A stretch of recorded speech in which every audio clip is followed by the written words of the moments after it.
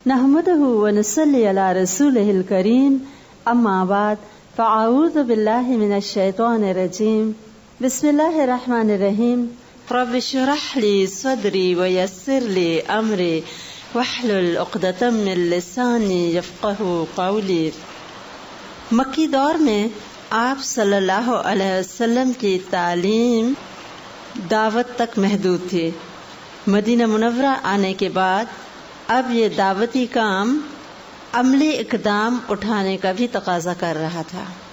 جس طرح قریش مکہ دھمکیاں دے رہے تھے، آپ صلی اللہ علیہ وسلم کے خلاف ہر حربہ استعمال کر رہے تھے، آپ کے مخالفین کو ساتھ ملا رہے تھے، اب وہ وقت قریب تھا کہ مسلمان عملی طور پہ جنگ کر کے ایک مرتبہ ساری دنیا پہ ثابت کر دیں کہ اللہ تعالیٰ کا کلمہ وہی برحق ہے، اور جو حق پہ ہوتا ہے اللہ تعالیٰ اس کی مدد فرماتے ہیں۔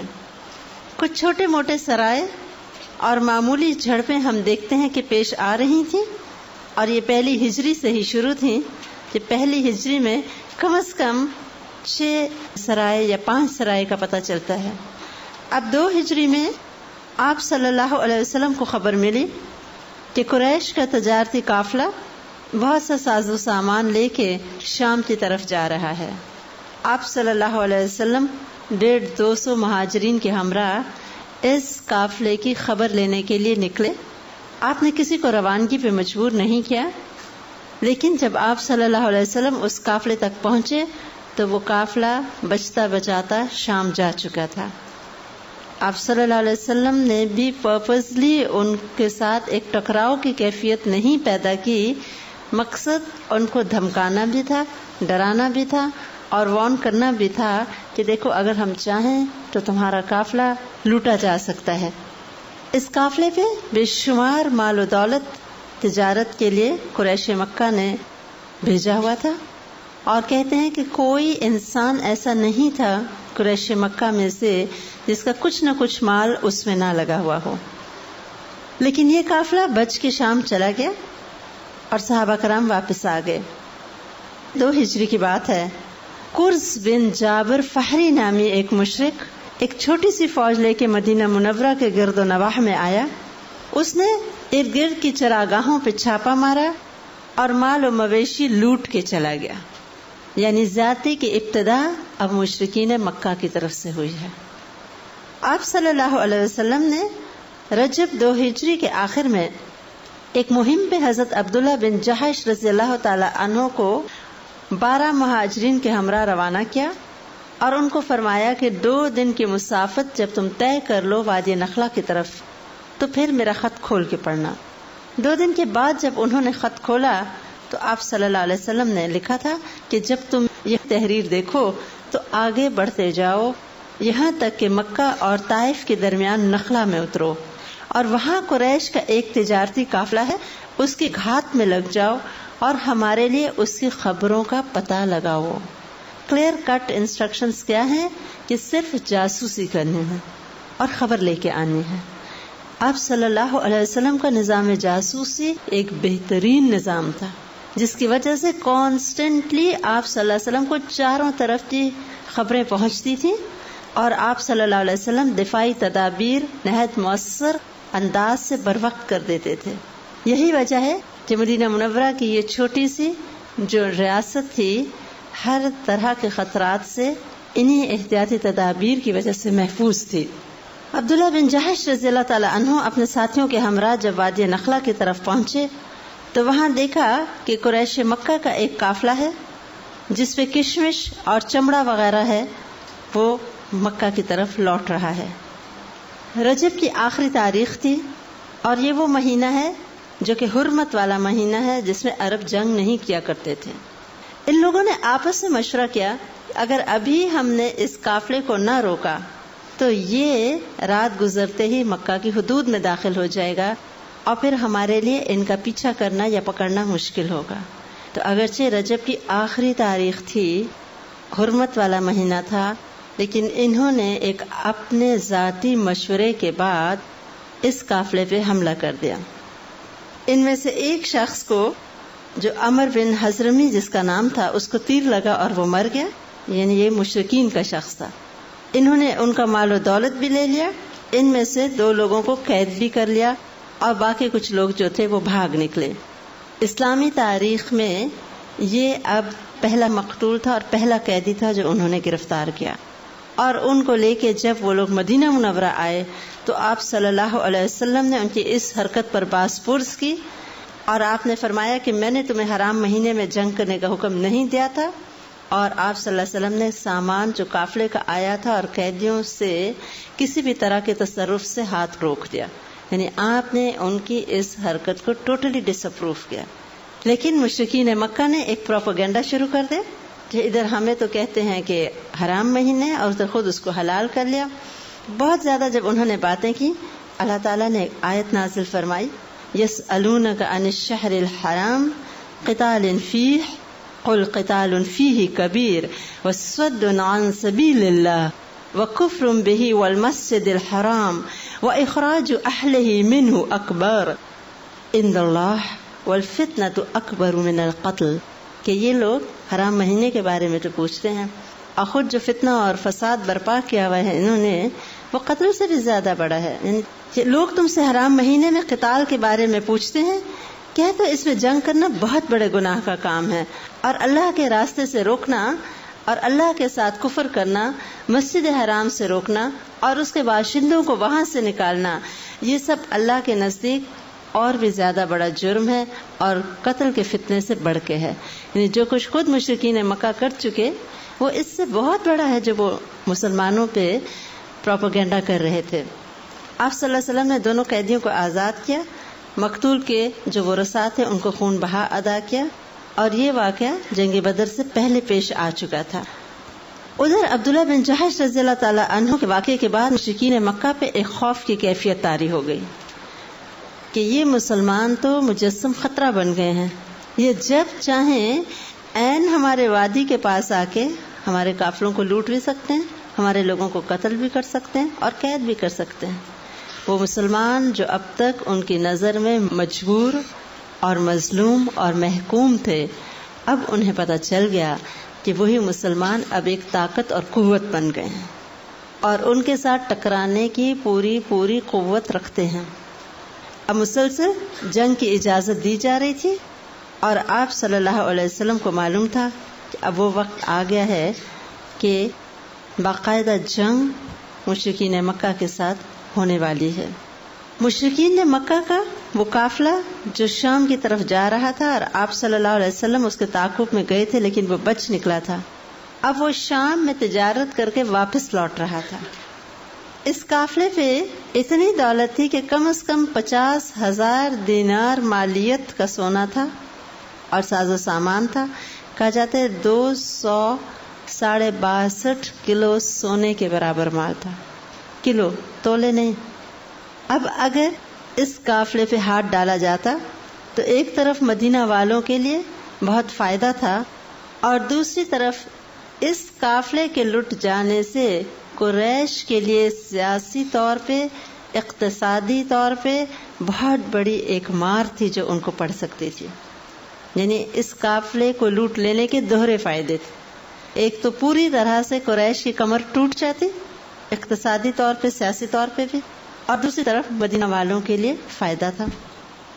آپ صلی اللہ علیہ وسلم نے اس قافلے کی طرف بڑھنے کا ارادہ کیا اور آپ نے اعلان کیا کہ جو لوگ ساتھ چلنا چاہیں وہ میرے ساتھ چلیں. چونکہ ابتدا میں صرف ارادہ ایک قافلے کی طرف جانے کا تھا، اس لیے تمام صحابہ کرام نہ نکلے، یہ سوچ کے کہ جیسے پہلے چھوٹے چھوٹے سرائے ہوتے رہے، غالباً یہ بھی اسی کی ایک قسم ہے. اسی لیے 300 سے کچھ اوپر افراد آپ صلی اللہ علیہ وسلم کے ہمراہ نکلے. ان میں سے 82 یا 83 مہاجرین تھے اور باقی سب انصار تھے، اوس اور خزرج کے قبیلے کے لوگ. 70 اونٹ تھے اور صرف 2 گھوڑے تھے، ایک حضرت زبیر بن عوام رضی اللہ تعالیٰ عنہ کا اور ایک حضرت مقداد بن اسود رضی اللہ تعالیٰ عنہ کا. اور کوئی خاص اسلحہ ہتھیار ان کے پاس نہیں تھے سوائے ان کے عام تلواروں یا تیر کمان وغیرہ جو وہ ساتھ رکھتے تھے. آپ صلی اللہ علیہ وسلم نے مدینہ منورہ کا انتظام اور نماز کی امامت پہلے حضرت ابن ام مکتوم رضی اللہ تعالی عنہ کو سونپی. اور آپ جانتے ہیں ابن ام مکتوم رضی اللہ تعالی عنہ نابینا تھے. اسلام ہینڈی کیپس کو بھی رائٹ دیتا ہے. آپ صلی اللہ علیہ وسلم جب مقام روحا تک پہنچے تو پھر آپ نے حضرت ابو لبابہ بن عبد المنذر رضی اللہ تعالی عنہ کو مدینہ منورہ کا منتظم بنا کے دوبارہ واپس بھیجا. آپ نے اب اپنے لشکر کی تنظیم کی. آپ صلی اللہ علیہ وسلم کو دنیا کا بہترین جرنیل مانا جاتا ہے. آپ کی جنگی اسٹریٹجی اتنی عمدہ ہوتی تھی کہ شاید کوئی دنیا کا بہترین فوجی بھی ایسے نہ کر سکتا جیسے آپ صلی اللہ علیہ وسلم لشکر کی ترتیب دیا کرتے تھے. آپ نے اپنے لشکر کو دائیں بازو میں، بائیں بازو میں اور مختلف ترتیب میں بانٹا. مہاجرین کا گروہ الگ تھا، انصار کا دستہ الگ تھا.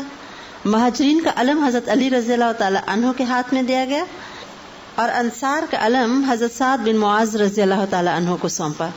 اسی طرح جو میمنہ تھا رائٹ ونگ، اس کا امیر حضرت زبیر بن عوام رضی اللہ تعالی عنہ کو بنایا اور میسرہ کے افسر حضرت مقداد بن اسود رضی اللہ تعالی عنہ کو.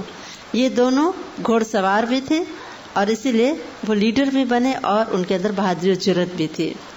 مختلف لوگوں کو مختلف گروہوں میں بانٹ کے ان کی آرگنائزیشن کی. اس کے بعد آپ صلی اللہ علیہ وسلم اپنے اس لشکر کو لے کے بدر کے مقام کی طرف بڑھے. ادھر ابو سفیان بھی بہت ہی الرٹ انسان تھا. وہ مسلسل خبریں رکھتا تھا اور اس قافلے کا نگہبان بھی ابو سفیان خود تھا. وہ ہر آنے جانے والوں سے خبریں لیتا رہتا اور اس کو فکر تھی کہ اہل مدینہ کہیں اس کی طاق میں نہ ہوں. لہذا جب اسے یہ خبر ملی کہ آپ صلی اللہ علیہ وسلم مدینہ منورہ سے ایک لشکر لے کے نکل پڑے ہیں تو اس نے فوراً ایک شخص زمزم جس کا نام تھا اس کو کہا کہ تیزی سے جاؤ اور مکہ والوں کو آگاہ کرو اور مدد لے کے آؤ. وہ بہت تیز رفتاری سے مکہ معظمہ پہنچا اور اپنا کرتا پھاڑ دیا، اونٹ کا کجاوا الٹ دیا اور زور زور سے وادی مکہ میں چیخنے لگا کہ اے جماعت قریش، قافلہ قافلہ، تمہارا مال جو ابو سفیان کے ہمراہ ہے اس پہ محمد صلی اللہ علیہ وسلم اور اس کے ساتھی حملہ کرنے والے ہیں. مجھے یقین نہیں کہ تم اسے پا سکو گے. جلدی کرو، مدد کرو، مدد کرو. یہ آواز کافی تھی.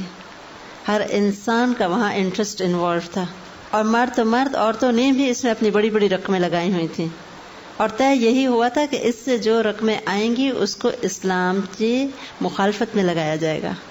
تو ایک نیگیٹو پوائنٹ کی وجہ سے اس وقت اہل مکہ آپس میں متحد ہو گئے اور کامن انٹرسٹ بھی تھا، ہر ایک کا مال بھی انوالو تھا. لہذا بہت جلد ایک لشکر تیار ہوا. ہر قبیلے میں سے کوئی نہ کوئی ضرور نکلا سوائے حضرت عمر رضی اللہ تعالی عنہ کے قبیلے بنو عدی سے، کیونکہ حضرت عمر رضی اللہ تعالیٰ عنہ کی وجہ سے انہوں نے اس میں شرکت کرنے سے انکار کر دیا کہ ہم ان کا آمنا سامنا نہیں کرنا چاہتے. مکی لشکر کی تعداد 1300 تھی. ان کے پاس 100 گھوڑے، 600 درہیں اور کثرت سے اونٹ تھے. ان کا سپہ سالار ابو جہل تھا اور قریش کے بہت سے معزز جو سردار تھے وہ بھی اس میں شامل ہو گئے.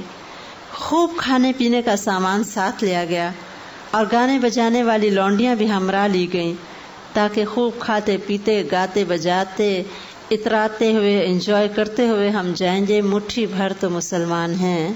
آخر وہ موقع مل گیا کہ ہم اپنے دل کی جلن مٹائیں اور صفحہ ہستی سے ہی مسلمانوں کو مٹا دیں. یعنی یہ ایک ایسا موقع تھا جس کی تلاش میں اہل مکہ کب سے تھے. اب ان کو ایک موقع میسر آ گیا.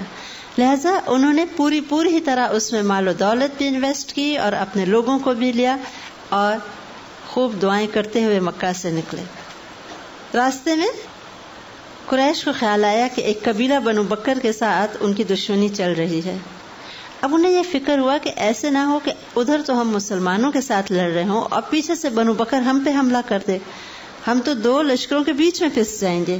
ابھی وہ اسی شش و پنچ میں تھے مسلمانوں کے لیے جائیں کہ نہ جائیں کہ ایسے میں شیطان ایک سردار سراقہ بن مالک کی شکل میں نمودار ہوا اور اس نے مشرکین کو یقین دلایا کہ میں اس کام میں تمہارا رفیق ہوں اور اس بات کی ضمانت دیتا ہوں کہ بنو کنانہ تمہارے پیچھے کوئی ناگوار کام نہ کریں گے. یعنی اس کو یہ فکر ہوئی کہ نہ پلٹ آئیں. وہ تو چاہتا تھا مسلمانوں کا کام ختم ہو، لہذا اس نے ان کی ہمت بندھائی ایک سردار کی شکل میں آ کے، اور ان کو پوری طرح سے انکریج کیا کہ آگے بڑھو اور مسلمانوں کا کام تمام کرو. مکہ والے بہت خوشی سے چلے. راستے میں ایک دن 9 اونٹ ذبح ہوتے اور ایک دن 10 اونٹ. بہت بڑی بات ہے کیونکہ بہت بڑا لشکر تھا، اور ہر ایک کو فیڈ کرتے، اور انہیں یہی شوق تھا کہ سب لوگ خوش جائیں اور ایک مرتبہ بھرپور حملہ کر کے اپنا کام تمام کریں. اتنے میں ایک مقام پہ یہ پہنچے تو ابو سفیان کا پیغام ان کو ملا کہ ہمارا قافلہ بچ گیا ہے، ہم مسلمانوں کی زد سے نکل آئے ہیں، لہذا تم لوگ واپس چلے جاؤ. لیکن اب قریش نے جو ایک منصوبہ بنایا ہوا تھا، ان کو لگا کہ یہ ضروری موقع ہے، لہذا واپس لوٹنا حماقت ہوگی. ابو سفیان اس طرح مسلمانوں سے بچا کہ وہ اپنے قافلے سے آگے نکلا تھا ادھر ادھر کی خبریں نکالنے. اس نے ایک آدمی کو دیکھا، پوچھا ارد گرد تمہیں کوئی نظر تو نہیں آیا؟ اس نے کہا ہاں وہ فلاں فلاں پہاڑی کے پیچھے کچھ دیر پہلے میں نے دیکھا تھا. چشمے کے پاس 2 لوگ آئے تھے، ان کے ساتھ اونٹ تھے، وہ کچھ دیر بیٹھے پھر پانی بھر کے واپس چلے گئے. ابو سفیان خود وہاں تک گیا اور اس نے اونٹ کی جو مینگنیاں توڑی اس میں سے کھجور کی گٹھلی نکلی. اس نے کہا خدا کی قسم یہ تو یثرب کا چارہ ہے. یعنی یہ جو لوگ بھی تھے مدینہ منورہ کے تھے، کیونکہ کھجور کی گٹھلیاں وغیرہ اپنے اونٹوں کو کھلاتے تھے، تو وہی اس نے پاس کی، لہذا یہ ضرور مسلمان ارد گرد ہیں. لہذا وہ مسلمانوں کے آنے سے پہلے ہی اس نے اپنا پورا روٹ بدل دیا، اور جو نارمل ان کی شاہراہ تھی اس کو چھوڑ کے دوسرے راستے سے بچتا بچاتا مکہ کی طرف نکل گیا. ادھر مکی لشکر میں پھوٹ پڑ گئی. ابو سفیان کے اس پیغام کے بعد بہت سے ایسے لوگ جو جنگ کا ارادہ نہیں رکھتے تھے، اچانک ایک ایمرجنسی کال کی وجہ سے نکل آئے تھے. جب انہیں پتا چلا کہ قافلہ محفوظ ہے تو جنگ کی ضرورت نہیں، لہذا انہوں نے چاہا کہ واپس چلیں. لیکن ابو جہل کو یہ گوارا نہیں تھا. وہ چاہتا تھا ہر صورت یہ جنگ ہو کے رہے. اس نے کہا کہ نہیں، اب تو ہم واپس نہیں جائیں گے، ہم تو وہاں جائیں گے، 3 دن بدر میں رہیں گے، خوب اونٹ ذبح کریں گے، لوگوں کو کھانے کھلائیں گے، شراب پلائیں گے، لونڈیاں ہمارے لیے گانے گائیں گی، اور سارا عرب ہمارا اور ہمارے سفر اور اجتماع کا حال سنے گا. اس طرح ہمیشہ کے لیے ان پہ ہماری دھاک بیٹھ جائے گی. یہاں پہ اگر آپ غور کریں تو بہت بڑا تھنکنگ کا فرق ہے آپ صلی اللہ علیہ وسلم کے فالوورز میں. ان کا ایک کامن کاز تھا اور وہ کاز پازیٹیو تھا. اس میں کسی سے ذاتی دشمنی، حسد، ریاکاری، دکھاوا یا لوگوں پہ اپنی دھاک بٹھانا مقصود نہیں تھا. مقصد تھا کہ اس طرح سے دین کو اور سپورٹ ملے گی. اگر قافلہ جو ہے اس کی اقتصادی اور معاشی حیثیت کو ختم کر دیا جاتا ہے تو قریش کی مخالفت کمزور پڑ جائے گی. ادھر ابو جہل کی تھنکنگ دیکھیے، نیگیٹو تھنکنگ ہے. اس میں حسد، رقابت، جلن، دوسروں کو نیچا دکھانا، اپنی بڑائی، اپنی سرداری کو قائم رکھنا مقصود ہے، اینڈ شو آف، ریاکاری، کہ سارا عرب ہمارے سفر کا حال سنے گا کہ اس شان سے ہم گئے اور اتنے کھانے کھائے اور اتنی لونڈیاں اور اتنی دولت. یہ ہے تھنکنگ کا فرق، اور یہی تھنکنگ تھرو آؤٹ رہی تھی. ان کے اندر اس وقت ایک اجتماعیت کی وہ کیفیت نہیں تھی جو مسلمانوں کے اندر تھی.